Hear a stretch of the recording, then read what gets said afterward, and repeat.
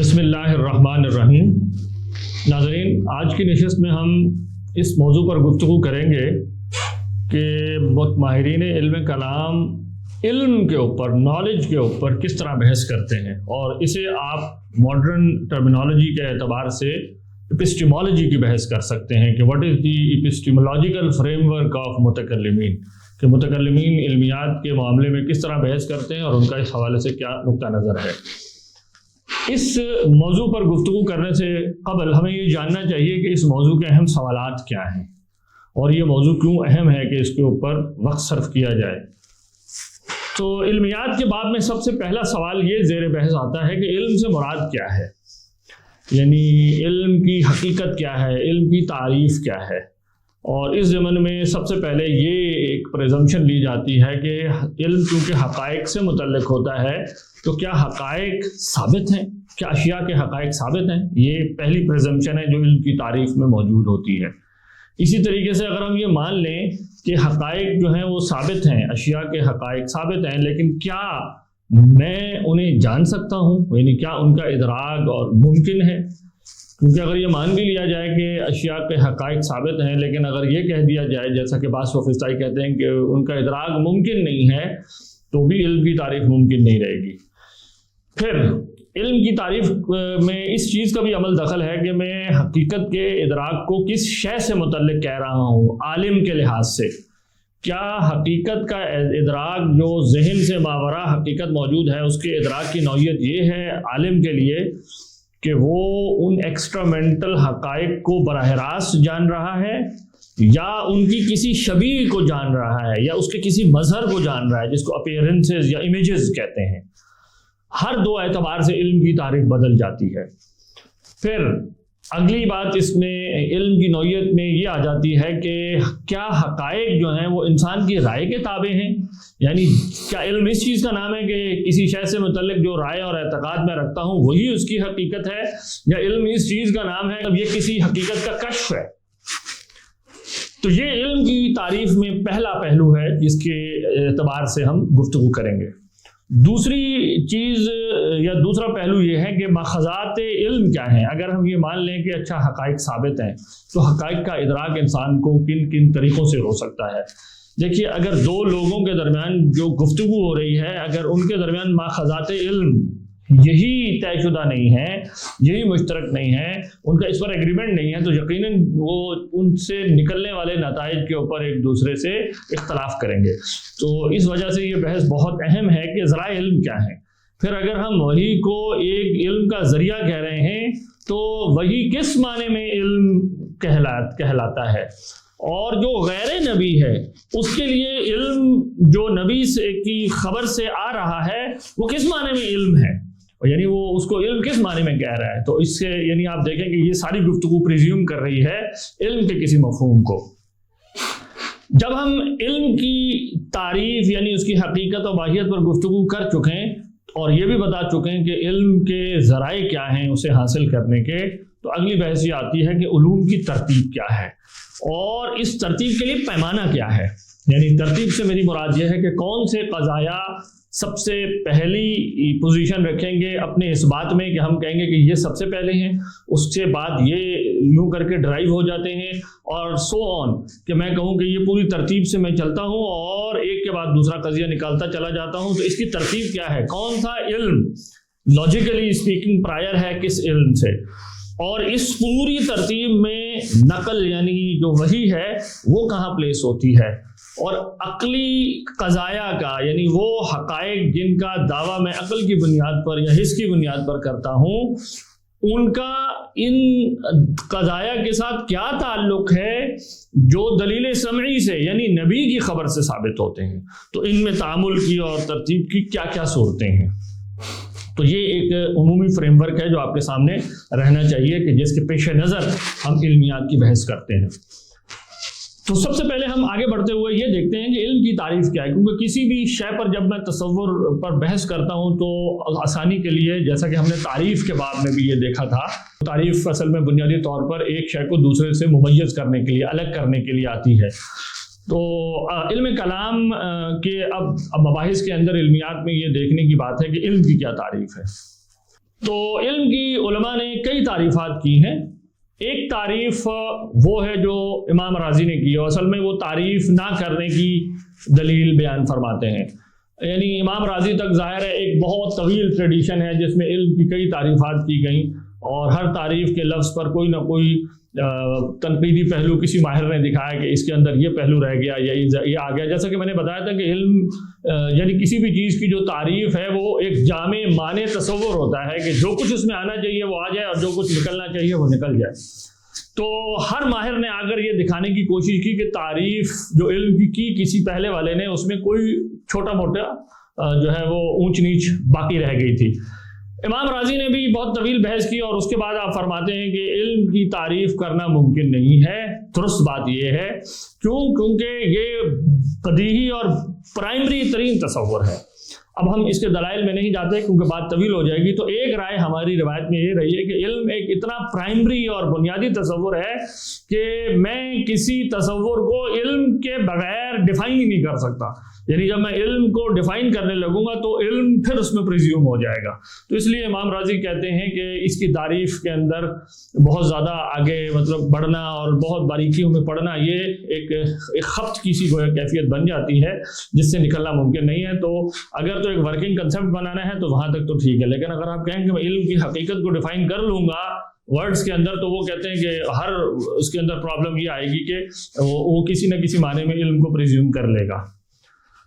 تو جیسے میں نے کہا کہ ہم ایک ورکنگ ڈیفینیشن اپنے سامنے رکھتے ہیں تاکہ بات واضح ہو سکے. تو اس اعتبار سے قاضی باقلانی رحمہ اللہ کی جو تعریف ہے وہ بہت معروف ہے اہل علم کے درمیان. قاضی صاحب فرماتے ہیں کہ علم کیا ہے؟ معرفت المعلوم علی ما ہوا بہ، یعنی یہ وہ معرفت اور وہ اعتقاد ہے جو معلوم کے مطابق ہو. یعنی اعتقاد و معرفت کا معلوم یعنی آبجیکٹ آف نالج کے مطابق ہونا یہ علم کہلاتا ہے. تو اگر میرے ذہن کے اندر جو اعتقاد ہے کسی شے سے متعلق، جو جزم ہے، جو رجحان ہے کہ وہ کیا اور کیسی ہے، اگر یہ اس شے کے مطابق ہو تو ہم کہیں گے کہ یہ علم ہے. تو اٹ از کنکرنس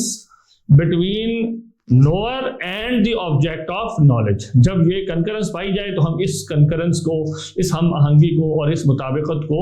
علم کہیں گے. ناظرین یہاں یہ اس تعریف کے اس پہلو کو نوٹ کر لیجئے کہ ہمارے ہاں علم کی تعریف میں آبجیکٹ سبجیکٹ کے درمیان یہ جو ریلیشن ہے اس کی اہمیت ہے اور اس کا معلوم کے مطابق ہونا یہ علم ہے. ہم آگے چل کے دیکھیں گے کہ کچھ مغربی فلاسفہ نے علم کو سبجیکٹ کے اعتبار سے ہی صرف ڈیفائن کر دیا اور اس کو آبجیکٹ کے ساتھ جو ریلیشن شپ ہے کہ وہ معلوم کے مطابق ہو اس کو ختم کر دیا اور اس سے مسائل پیدا ہوتے ہیں. تو ہم اس کے اوپر جیسے میں نے کہا ہم آگے جب اطلاقی گفتگو کریں گے بالخصوص ایمانوئل کانٹ وغیرہ نے جس طرح سے علم کو ڈیفائن کیا اور اس سے جو مسائل پیدا ہو جاتے ہیں اس کی طرف انشاءاللہ ہم نشاندہی کریں گے. تو یہاں یہ نوٹ کر لیجئے کہ ہمارے ہاں علم کی تعریف یوں لی جاتی ہے. اسی طرح کی تعریف ابو ہاشم ایک مشہور معتزلی عالم گزرے ہیں، ان کی طرف کچھ اس طرح کے الفاظ ہیں کہ یہ ایک ایسا اعتقاد ہے جو نفس کے اس اطمینان کا تقاضا کرتا ہے کہ جس چیز پر اعتقاد رکھا گیا وہ اسی طرح ہے جیسا کہ اس پر اعتقاد رکھا گیا. یعنی آپ دیکھیں یہ تقریباً مور اور لیس اسی طرح کی بات ہے جو قاضی باقلانی میں فرما رہے ہیں، اور قاضی صاحب کی عبارت ذرا زیادہ کمپیکٹ ہے. یہ جو ابو ہاشم کی عبارت ہے اس کے اندر بھی ہر لفظ جو لایا گیا ہے اس کے اوپر ہم کھول سکتے ہیں کہ ہر لفظ لانے کی کیا وجہ ہے کہ انہوں نے اس کا انتخاب کیا ہے. ایسے ہی قاضی صاحب جب کوئی عبارت لاتے ہیں تو اس میں ہر لفظ کی بڑی اہمیت ہے. لیکن جیسے میں نے یہاں کہا کہ ہم اب ڈیفینیشن اور اس کو پھر کھولنے کے طریقے اور اس میں نہیں جانا چاہتے بلکہ جو ایک عمومی مفہوم ہے وہ ہمارے سامنے آ جائے. تو وہ یہی ہے کہ عالم کے ذہن میں جو اعتقاد قائم ہو رہا ہے کسی شے سے متعلق وہ معلوم کے مطابق ہو. بعض لوگوں نے علم کی تعریف یوں کرنے کی کوشش کی کہ یہ حصول صورت الشیء فی العقل، یعنی یہ شے کی صورت کا ذہن میں آ جانا ہے. یعنی کسی شے کی جو صورت ہے وہ ذہن میں اگر آ جائے تو ہم کہیں گے کہ یہ علم ہے. یہ تعریف دراصل ان لوگوں نے کی جو ادراک سے متعلق ریپریزنٹیشنلسٹ تصور رکھتے ہیں. یعنی ادراک کے بارے میں ایک تصور یہ ہے کہ ادراک کسی شے کا براہ راست یہ علم حاصل ہو جانا ہے اس کی حقیقت کے بارے میں. یہ گویا ایک ریلیشنل آئیڈینٹی ہے، ایک ریلیشنل تعلق، مطلب یہ کہ حقیقت ہے. جبکہ ریپریزنٹیشنلسٹ یہ کہتے ہیں کہ جب میں کسی شے کا فار ایگزامپل مشاہدہ کرتا ہوں تو میں اس شے کو نہیں دیکھتا، بلکہ اس شے کی ایک تصویر ہے جو میرے ذہن میں منعکس ہوتی ہے، منتبہ ہوتی ہے، امپریس ہوتی ہے، اور میں جب ادراک کرتا ہوں تو میں اس امیج کو دیکھتا ہوں، اس شبیہ کو دیکھتا ہوں، اس مظہر کو دیکھتا ہوں جو میرے ذہن میں بنتا ہے۔ گویا وہ مظہر میڈیشن کا ایک رول پلے کر رہا ہے، انٹرمیڈیشن کا، شے اور میرے درمیان۔ جبکہ ڈائریکٹ ریئلسٹ جو ہیں وہ یہ کہتے ہیں کہ نہیں، ادراک اصل میں ایک براہ راست تعلق ہے نوور کا نون کے ساتھ۔ تو جن لوگوں نے ریپریزنٹیشنلسٹ پوائنٹ آف ویو لیا ادراک کے بارے میں، جیسے کہ علامہ ابن سینا وغیرہ کا کی یہ رائے رہی ہے، وہ علم کو یوں ہی ڈیفائن کرتے ہیں کہ یہ شے کی صورت کا عقل کے اندر آ جانا ہے، ذہن کے اندر آ جانا ہے۔ اور جن لوگوں نے ادراک کو یوں ڈیفائن کیا، انہیں پھر اس مسئلے میں بھی مشکل پیش آئی کہ اللہ تعالیٰ کے لیے ادراک کی نسبت کیسے کریں جزیات کی۔ اس مسئلے کو انشاءاللہ ہم آگے چل کے ڈسکس کریں گے۔ دیکھیں یعنی مسئلہ آپ یہاں لیکن سمجھ لیں کہ وہ اس کی نوعیت یوں پیدا ہوتی ہے کہ اگر کسی شے کی سمع، بصارت وغیرہ ان تصویروں سے عبارت ہے جو اس کے مشاہدے سے مجھے حاصل ہوتی ہیں، تو جو ذات باری تعالیٰ کی قدیم ہے اس کے لیے چونکہ یہ ثابت نہیں ہے، وہ یہ اصل میں ساری چیزیں منتبہ ہو جانا یہ حدوث ہیں، تو چونکہ اللہ تعالیٰ ان سے ماورا ہے تو اس لیے انہیں مشکل پیش آئی کہ جزیات کی نسبت اللہ کی جانب کیسے کریں۔ اس لیے انہوں نے اپنے فریم ورک کے اندر رہتے ہوئے کلیات کا علم اللہ تعالیٰ کے لیے ثابت کیا۔ تاہم متکلمین چونکہ جزیات اور کلیات سب کی نسبت اللہ تعالیٰ کی طرف کرتے ہیں علم کے باب میں، اس لیے وہ ادراک کی ڈیفینیشن بھی فرق کرتے ہیں۔ تو یہاں صرف جاننے کی بات اتنی ہے کہ علم کی یہ جو تعریف ہے یہ ایک خاص نقطہ نظر والوں نے اس طرح سے دی، اور اسی نقطہ نظر کو جب ہم اوائڈ کرنے کے لیے دوسری طرف جاتے ہیں تو پانچویں تعریف ہمارے سامنے یوں آتی ہے، وہ ہے الحاضر عند المدرک۔ یعنی علم جو ہے وہ ہے جو ادراک کرنے والے کے روبرو ہو۔ یعنی علم جو ہے یہ کسی شے کی وہ حقیقت ہے جو ادراک کرنے والے کا روبرو ہو، اور اس کے اندر وہ ریپریزنٹیشنل اس پوائنٹ آف ویو نہیں ہے۔ تو بہرحال میں اس تفصیل میں یہاں نہیں جانا چاہ رہا، میں یہ بتانا چاہ رہا ہوں کہ یہ جو تعریفات ہیں یہ مختلف سٹینس کو سامنے رکھتے ہوئے علماء نے کرنے کی کوشش کی ہے، اپنے اپنے نقطہ نظر کو سامنے رکھتے ہوئے۔ اسی طرح سے ایک تعریف یوں کی گئی ہے، اور یہ بھی بڑی مشہور تعریف ہے کہ صفت توجب لمحلها تمییز بین المعانی لا يحتمل النقیض۔ یعنی یہ وہ صفت ہے جو اپنے محل کے لیے، یعنی جس کے ساتھ یہ ایسوسیٹ ہو رہی ہے، محل سے مراد یہ ہے کہ وہ چیز جس کے لیے وہ ثابت ہے، جو اپنے محل کے لیے معانی کے درمیان اس طرح تمیز قائم کرے، لازم کرے کہ جس میں تضاد کی گنجائش نہ ہو۔ یعنی یہ ایسی صفت ہے جس کے بعد انسان یا جس بھی شے کو وہ علم حاصل ہو گیا، چاہے مثال کے طور پر یہ ڈیسک ہے، محل سے مراد وہ شے جسے یہ صفت حاصل ہو رہی ہے، تو وہ صفت اس کو یہ لازم کر دے کہ وہ دو معانی کے درمیان اس طرح تمیز قائم کر لے کہ ان کے درمیان تضاد اس کے لیے محال ہو جائے، سوچنا کہ وہ ہے اور نہ ہونا فار ایگزامپل دونوں سے متصف ہو جائے۔ یہ جو صفت ہے جو ایسی تمیز لازم کر رہی ہے یہ علم ہے۔ تو یہ علم کی جیسے کہ میں نے کہا مختلف تعریفات ہیں، لیکن ہم یہاں جو گفتگو کریں گے وہ قاضی صاحب کی جو تعریف ہے جو عام طور پہ علماء کے درمیان مشہور ہے اور بہت حد تک ریویلنگ ہے بات کو واضح کرنے کے لیے، وہ یہ ہے کہ علم یہ وہ ادراک ہے جو معلوم یعنی آبجیکٹ آف نالج کے مطابق ہو۔ اب اس اعتبار سے ہم ایک اسکیلیٹن بنا سکتے ہیں کہ علم کیا ہوتا ہے، جہل کیا ہوتا ہے اور شک کیا ہوتا ہے وغیرہ۔ تو اس اعتبار سے آپ اگر اس نقشے کو دیکھیں تو ہم یوں کہہ سکتے ہیں کہ کسی شے کی جانب ذہن کا جو اذعان ہے یا جو رجحان ہے یا جو اعتقاد ہے کہ وہ کیا اور کیسی ہے، یہ جو اعتقاد ہے ذہن کا کسی شے کی جانب، یہ دو حال پر ہوگا، یا تو یہ جزم کے ساتھ ہوگا یا بغیر جزم کے ہوگا۔ جزم سے میری مراد ہے کہ ایک ایسا حال ہے جس میں ایک ہی جانب رجحان ہے، دوسری جانب نہیں ہے، یعنی ذہن اس چیز کو قبول نہیں کر رہا کہ ادر سائڈ جو ہے وہ بھی گویا ٹرو ہو سکتی ہے۔ تو اگر ذہن کسی شے سے متعلق ایسا اذعان رکھتا ہے کہ وہ سنگل سائڈ کو ہی ٹرو سمجھتا ہے، دوسری سائڈ کے بارے میں کوئی احتمال قبول نہیں کرتا، تو اس کو جزم کہتے ہیں۔ اور جب وہ کسی دوسری جانب کے احتمال کو بھی قبول کرے تو اس کو ہم کہیں گے کہ یہ بغیر جزم کے ذہن کے اندر اس شے سے متعلق ایک اذعان یا ایک رجحان پایا جاتا ہے۔ اب یہ جو جزم کے ساتھ اذعان ہے یہ پھر دو حال کا ہوگا، یا تو یہ معلوم کے مطابق ہوگا یا معلوم کے مطابق نہیں ہوگا۔ اگر یہ معلوم کے مطابق ہے تو پھر دو کیسز بنا سکتے ہیں، ایک یہ کہ یہ معلوم کے مطابق جو میرے ذہن میں رجحان پایا جا رہا ہے کسی شے کے بارے میں، یہ دلیل کے ساتھ ہے یا بغیر دلیل کے۔ اگر یہ دلیل کے ساتھ ہے یعنی مبنی بر دلیل ہے، اس کے پیچھے کوئی دلیل ہے جس کی وجہ سے میں کہہ رہا ہوں کہ میرا یہ رجحان ہے اور میں کوئی اور دوسرا پوائنٹ آف ویو اس میں قبول نہیں کروں گا، تو اس کو علم کہتے ہیں، یعنی مطابق ہو حقیقت کے، دلیل کے ساتھ ہو، اور پھر یہ میرے اندر جزم پایا جائے کہ this is the only option that I accept, تو یہ علم اور یقین کہلاتا ہے متکلمین کے اصطلاح میں۔ اور اگر وہ معلوم کے مطابق تو ہو لیکن دلیل کے بغیر ہو، یعنی جزم پایا جا رہا ہے، میں دوسری رائے کو قبول بھی نہیں کرنے کے لیے تیار، اور میرا ہی جزم مطابق واقعہ بھی ہے، لیکن بات یہ ہے کہ میرے پاس دلیل نہیں ہے، تو اس کو تقلید کہتے ہیں اصطلاح کی زبان میں۔ اور اگر وہ معلوم کے مطابق ہی نہیں ہے تو اسے علماء جہل کہتے ہیں۔ تو یہ وہ کیسز ہیں جب دوسری جانب کا رجحان نہ پایا جائے۔ اب اگر دوسری جانب کے رجحان بھی پایا جائے، یعنی بغیر جزم کے میرے ذہن میں کسی شے سے متعلق ایک رجحان پایا جاتا ہے، اور میں اور بھی احتمال قبول کر سکتا ہوں کیونکہ میں بھی میری دلیل میں سمجھتا ہوں پروبیبلسٹک نوعیت کی ہے، قطعی نوعیت کی نہیں ہے، تو پھر ہم کہتے ہیں کہ یہ جو بغیر جزم کے میرا ایک پوائنٹ آف ویو ہے کسی شے کے بارے میں، یا تو اس میں معاملہ یوں ہوگا کہ ہر جانب، فار ایگزامپل اگر دو سائڈز ہیں کہ یوں بھی ہو سکتا ہے یوں بھی ہو سکتا ہے، اور ہر جانب میرا رجحان یا برابر ہوگا یا برابر نہیں ہوگا۔ یعنی برابر ہونے کا مطلب یہ ہے کہ میں کہوں کہ یہ بھی جتنا امکان اس کا ہے اتنا ہی اس کا ہے، تو اسے اصطلاحی زبان میں شک کہتے ہیں۔ اور اگر میں کہوں کہ نہیں کسی ایک جانب کا رجحان زیادہ ہے، میں کہہ رہا ہوں دس از پریفرڈ سائڈ، یہ اولا ہے، یہ پریفرڈ ہے، تو اسے پھر ہم شک نہیں کہتے، بلکہ جو سائڈ میری نظر میں پریفرڈ ہے دلیل کی وجہ سے، اس کو ہم جانب راجح کہتے ہیں، یعنی پریفرڈ سائڈ، اور وہ گمان غالب کہلاتا ہے۔ تو جو پریفرڈ سائڈ کی جانب میرا اذعان یا اعتقاد یا پوائنٹ آف ویو ہے، اس پوائنٹ آف ویو کو پریفرڈ سائڈ کے اعتبار سے گمان غالب یا ظن کہتے ہیں۔ یہ دونوں الفاظ جو ہیں وہ متکلمین کی اصطلاح میں استعمال ہوتے ہیں۔ اور جو مرجوح سائڈ ہے،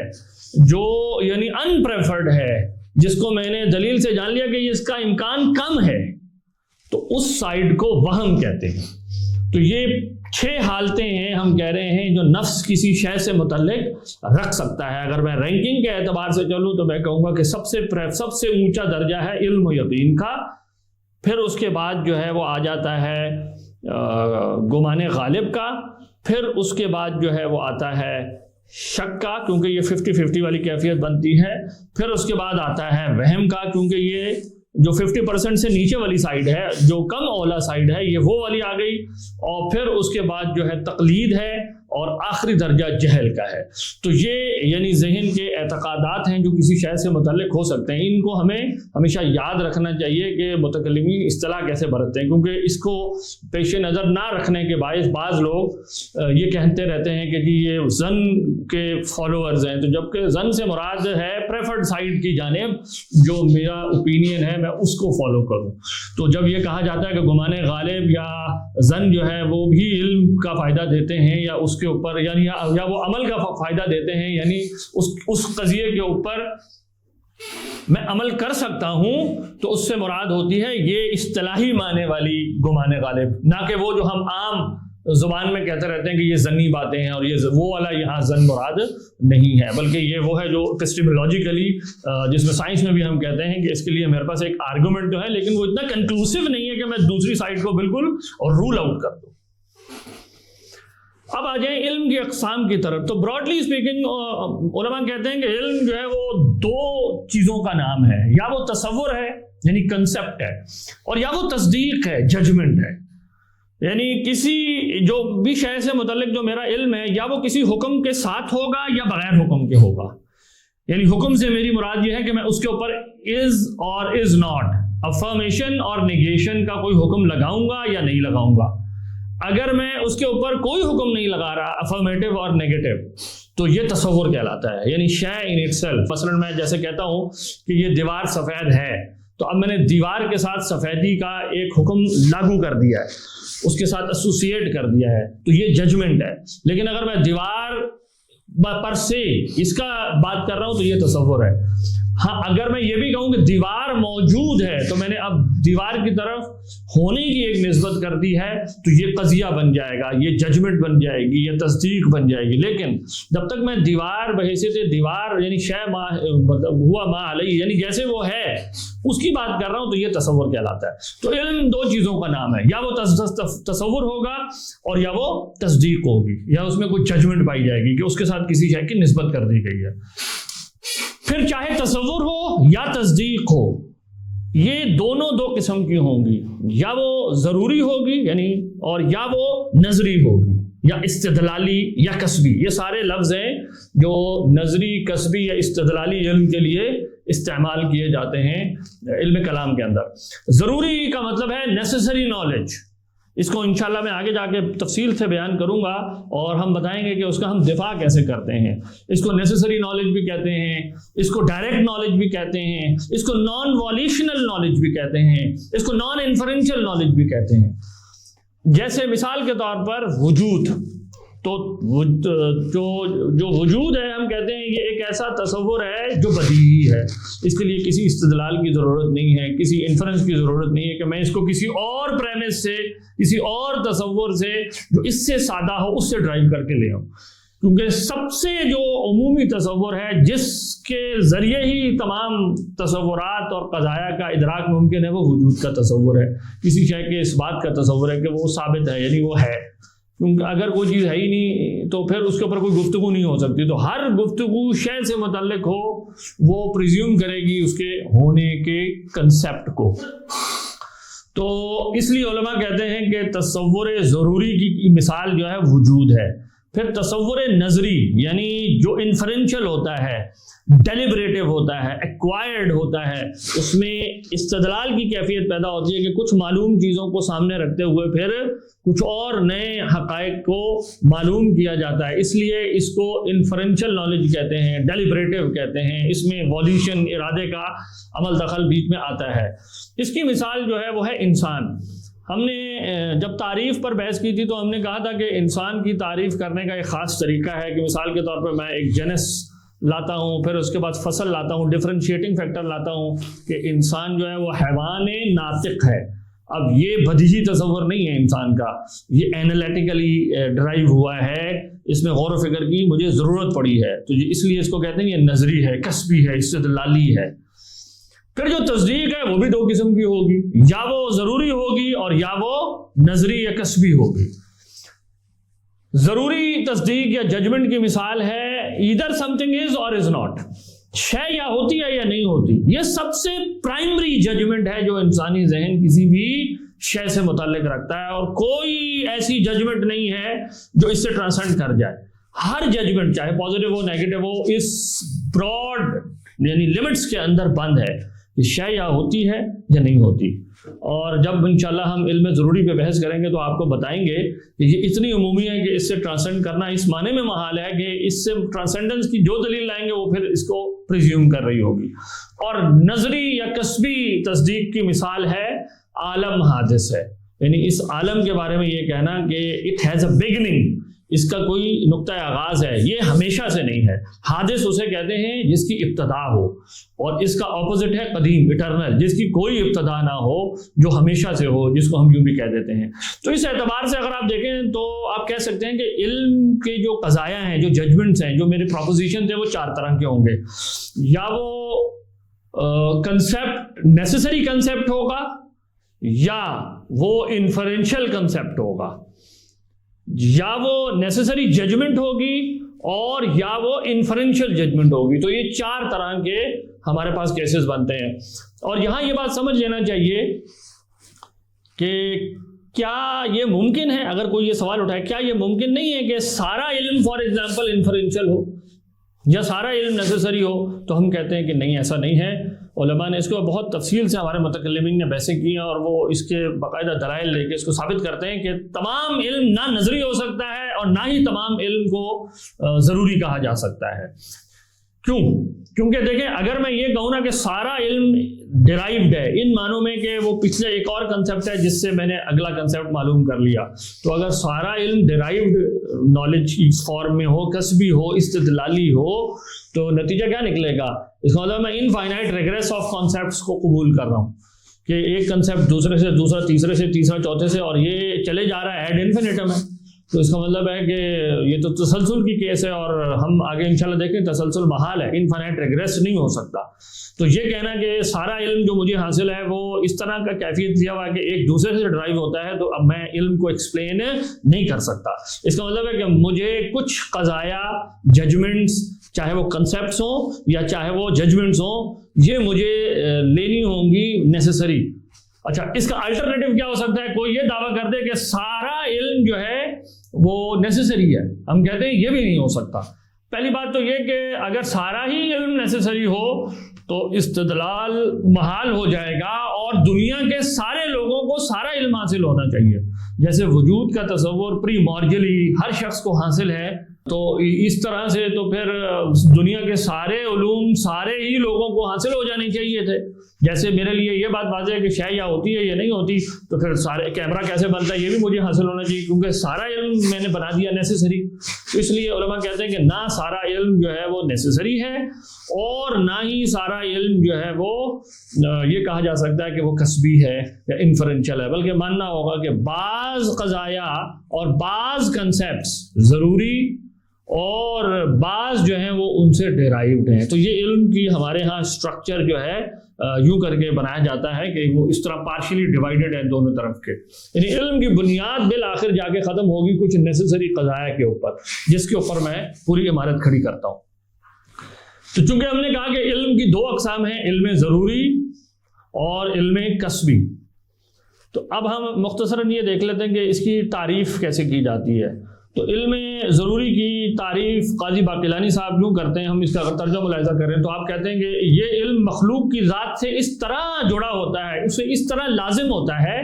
کہ وہ اس سے چھٹکارا نہیں پا سکتا، نہ ہی وہ اس سے جدا ہو سکتا ہے، اور نہ ہی کسی دلیل یا شبہے کے ذریعے سے اپنے نفس سے وہ دور کر سکتا ہے اس علم کو. یعنی علم ضروری اتنا نیسیسری ہوتا ہے، اتنا لازمی ہوتا ہے کہ اس میں ایک اضطرار کی کیفیت ہوتی ہے کہ یہ وہ حقائق ہیں جس کا مجھے علم اس طرح سے حاصل ہے کہ ان کے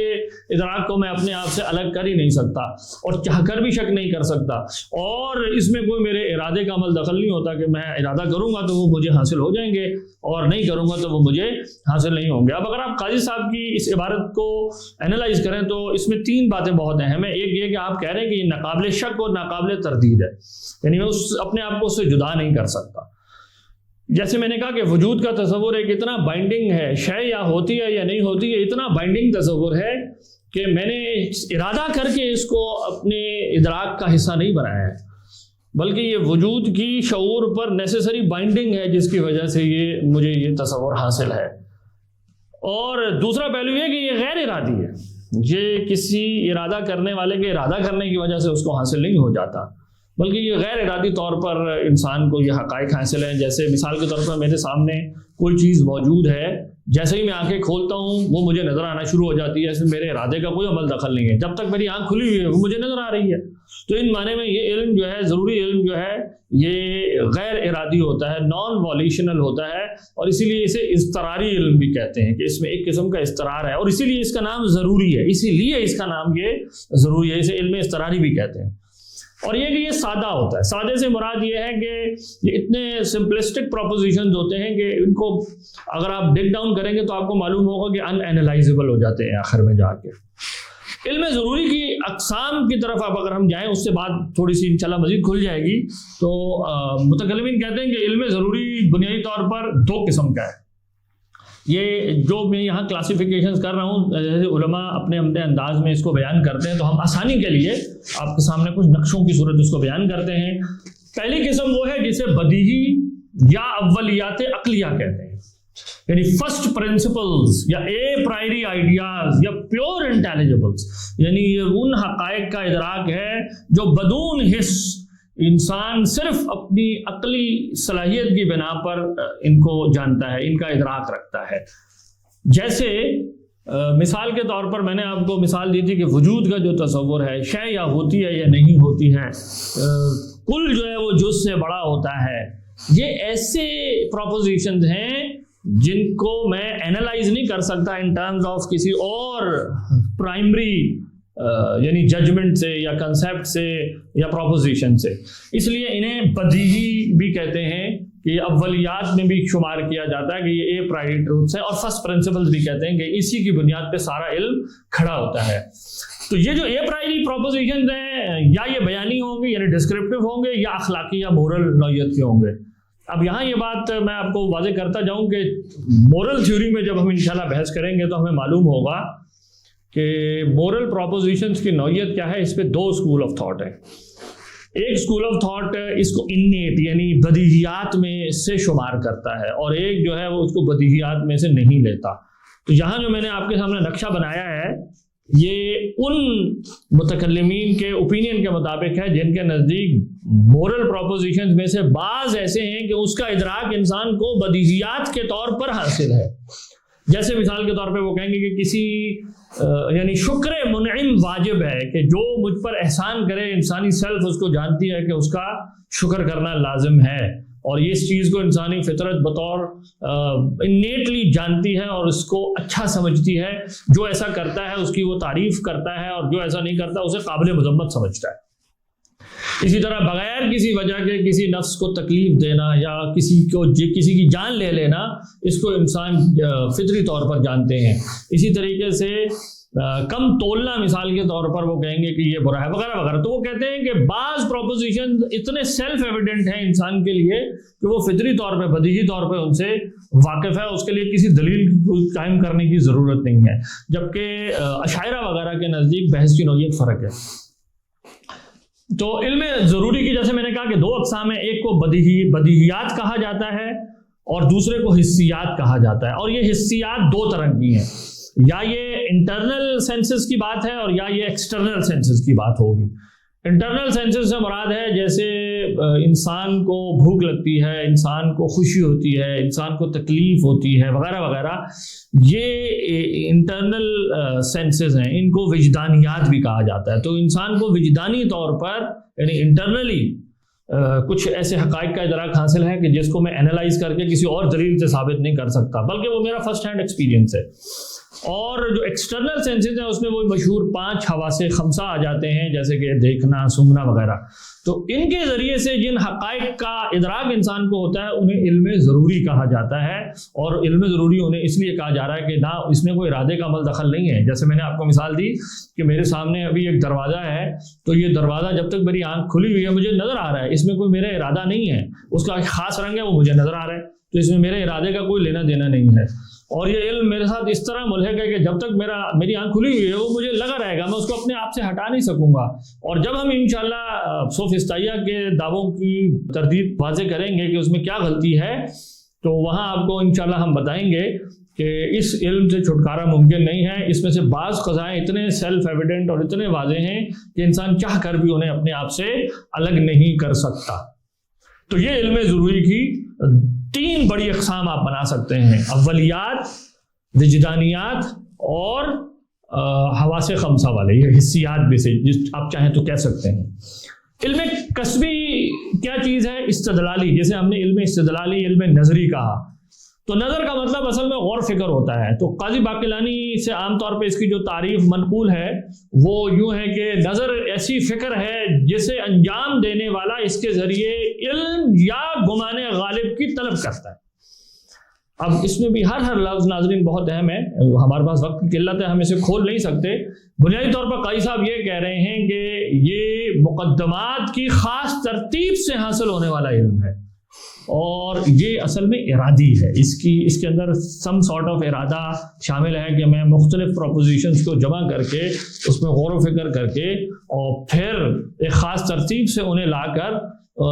ایک ایسی بات معلوم کرتا ہوں جو پہلے عقل کے سامنے اس طرح سے موجود نہیں تھی، اس کو حاضر نہیں تھی اس کے لیے۔ تو اس لیے آپ کہتے ہیں کہ یہ ایسی فکر ہے جسے مطلب جو کر رہا ہے اس ایسا غور و فکر، اس کا مقصد یہ ہوتا ہے کہ وہ کوئی علم طلب کرے، یعنی حاصل کرے جو اس کو پہلے حاصل نہیں ہے۔ اور چونکہ یہ ترتیب علوم ہے، آرڈر آف پریمیسز کا نام ہے، پروپوزیشنز کا نام ہے، تو اس میں اصل میں دو پہلو آ جاتے ہیں. ایک ہے کنٹینٹ آف آرگومنٹ کا یعنی مادے کا، اور دوسرا ہے صورت یا فارم آف آرگومنٹ کا. تو قصبی علم میں یہ دونوں پہلو ہوتے ہیں، یعنی ایک فارم آف دی آرگومنٹ ہوتی ہے، یعنی وہ خاص ترتیب جس میں مقدمات کو رکھتا ہوں، اور ایک ہے ان پریمیسز کی فارم کے اندر جو پریمیسز یوز ہو رہے ہیں اس کا کنٹینٹ. مثال کے طور پہ میں کہوں کہ تمام انسان فانی ہیں، زید انسان ہے، اور پھر میں کہوں زید فانی ہے، تو یہ اس کی ایک خاص فارم ہے ڈیڈکشن کے اندر جو ہم اینالائز کر سکتے ہیں جا کے. لیکن اس کے اندر انسان اور حیوان اور فانی کے جو تصورات میں نے استعمال کیے ہیں اور زید کے، یہ اس کا مادہ ہے، یہ اس کا کنٹینٹ ہے، یہ اس کا سبسٹینس ہے. تو کسی بھی استدلال میں یا جو دلیل میں آپ دو چیزوں کا لحاظ رکھنا ہوتا ہے، فارم آف دا آرگومنٹ اور صورت آف دی آرگومنٹ.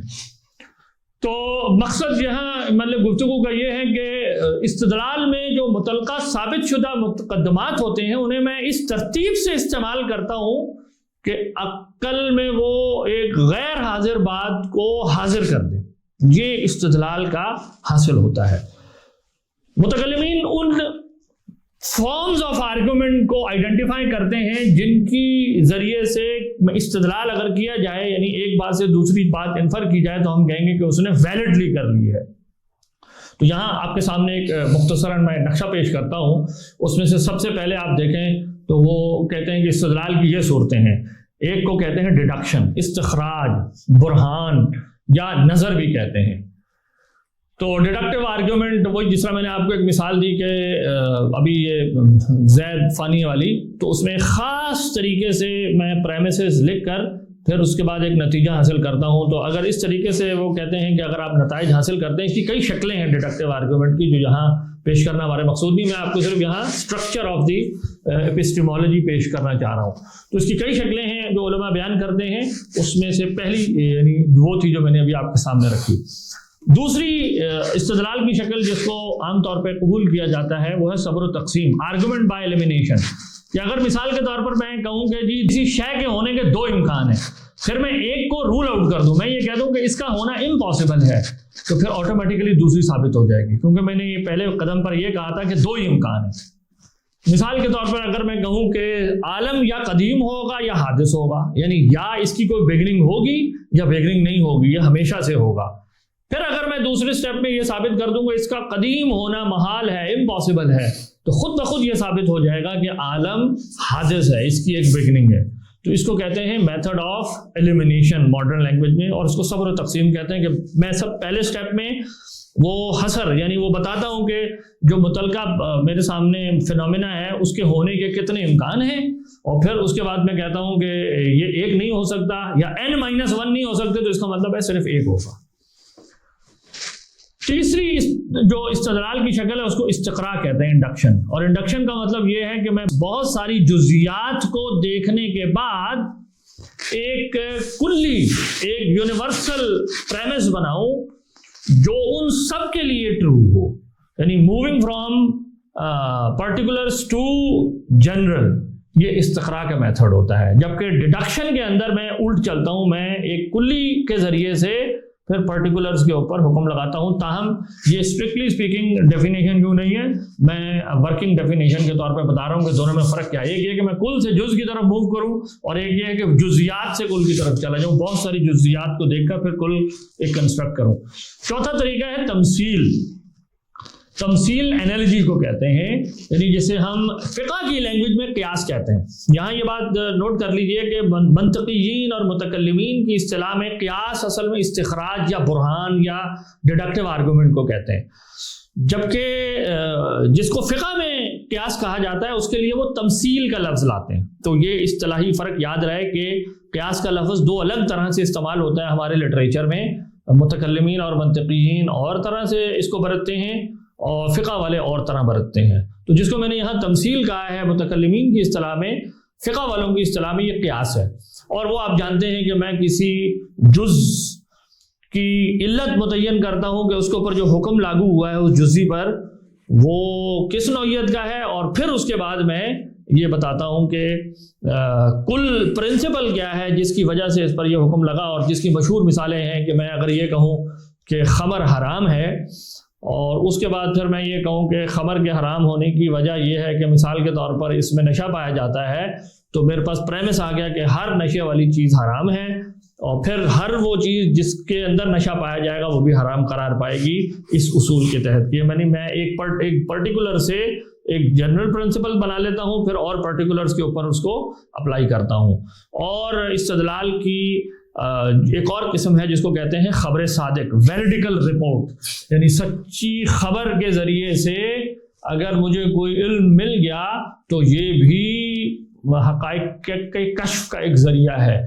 اور یہ 3 قسم کا ہے، یعنی یا یہ مؤید بالمعجزہ ہوگا،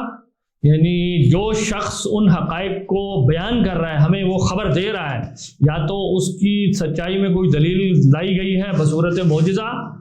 اور اگر معجزے کے بغیر والا ہے تو پھر وہ 2 طرح کا ہے، یا وہ خبر متواتر ہوگی یا خبر واحد ہوگی۔ خبر متواتر کا مطلب یہ ہے کہ بے شمار لوگوں نے اس کو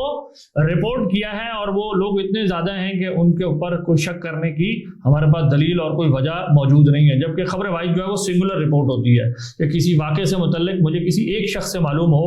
کہ وہ کیا واقعہ ہے۔ تو یہ میں نے جیسے کہا کہ یہ استدلال کی فارم سے متعلق گفتگو تھی۔ اب آئیں اس بات پہ کہ جو استدلال کی فارم کے اندر جو پریمیسز یوز ہوتے ہیں، ان پریمیسز کے ٹروتھ کو کن طریقوں سے ویریفائی کیا جا سکتا ہے، یا دوسری طرف یوں کہہ سکتے ہیں اس بات کو کہ وہ قضایا جو دلیل میں مقدمے کا مادہ بننے کی صلاحیت رکھتے ہیں، وہ قضایا کس قسم کے ہیں۔ یا اس کو یوں بھی کہیں کہ مجھے تمام قضایا کو، سارے پروپوزیشنز کو ایونچولی ریڈیوس کرنا ہے ان نالج کلیمز کے اندر، ان میں سے وہ کسی ایک کے اندر جا کے ریڈیوس ہو جائیں گے۔ تو ہم کہتے ہیں کہ کوئی قضیہ جو کسی دلیل میں استعمال ہو رہا ہوگا اس کے پریمس میں، یا وہ اولیات عقلیہ سے آئے گا، یعنی فرسٹ پرنسپل سے آئے گا، جیسے میں نے آپ کو کہا کہ شے یا ہوتی ہے یا نہیں ہوتی، یا اس کا ٹروتھ حسیات پر مبنی ہوگا، جیسے میں کہوں کہ یہ سفید رنگ کی دیوار ہے میرے سامنے، یا وہ وجدانیات میں سے ہوگا، انٹروسپیکشن کے اوپر مبنی ہوگا کہ میں کہوں کہ مجھے بھوک لگی ہے، یا وہ حدسیات میں سے ہوگا، انٹیوشنل پریمیسز۔ بعض متکلمین اس کو استدلال کے اندر رکھتے ہوئے بیان نہیں کرتے، بعض الگ کرتے ہیں، یعنی کچھ ایسے پریمیسز ہوتے ہیں جن کو میں امیجیٹلی معلوم کر لیتا ہوں وداؤٹ مچ ڈیلیبریشن، تو ان کو حدسیات کہتے ہیں۔ جیسے مثال کے طور پر اس کی مثال یوں ہے کہ اگر چاند گرہن ہو جائے تو ہم یہ انفر کر لیتے ہیں کہ چاند کی روشنی سورج سے ڈرائیوڈ ہے، تو یہ اس کو کہتے ہیں کہ میں ایک انٹیوشنلی میں نے ایک انفرنس قائم کر لیا ہے، اس کو حدسیات کہتے ہیں۔ تاہم بعض علماء کہتے ہیں کہ یہ جو حدسیات کا علم ہے دراصل یہ ایکسپرٹ اوپینین ہی ہوتا ہے جو کسی سبجیکٹ کے ماہر کے ذہن میں آتا ہے، اس کے پیچھے کئی پریمیسز ہوتے ہیں، اس لیے اس کو استدلال میں رکھتے ہوئے اس طرح سے بیان نہیں کرتے، اور وہ کہتے ہیں ایونچولی وہ کسی اور جگہ جا کے فٹ ہوگا۔ 5ویں قسم کی جو سورس ہے جس میں کسی بھی مجھے پریمس کو ریڈیوس کرنا ہوگا وہ مجربات ہیں، جس کو ریپیٹڈلی ایکسپیرینشل پریمیسز آپ کہہ سکتے ہیں۔ یعنی مثال کے طور پر میں روٹی کھاتا ہوں تو مجھے بھوک ختم ہوتی ہے، اور میں نے اس کا بار تجربہ کیا، تو اس ریپیٹڈ ایکسپیریمنٹ کے نتیجے میں جو مجھے ایک قضیہ حاصل ہوا ہے اس کو بھی ہم کسی پریمس کے طور پر یوز کر سکتے ہیں دلیل میں۔ اور آخری چیز وہ ہے خبر متواتر، یعنی یہاں میں نے وہ رکھے ہیں آپ کے سامنے فارمز آف آرگومنٹ جن کی بنیاد پر یہ کہا جاتا ہے کہ یہ ہمیں ایسا علم دیتے ہیں کہ جس کو آسانی سے انسان چھوڑ نہیں سکتا، بلکہ یہ قطعیات کا فائدہ دیتے ہیں، اور ان کے خلاف اگر کوئی دلیل آپ لائیں گے تو وہ تگڑی ہونی چاہیے، محض قیاس آرائشی کی بنیاد پر ان پریمیسز کو ہم چھوڑ نہیں سکتے۔ اب اگر ہم اس پوری گفتگو کو کنکلوڈ کرتے ہوئے جائیں تو بعض علماء نے کلاسیفیکیشن یوں کی، جیسے کہ امام ماتوریدی کہتے ہیں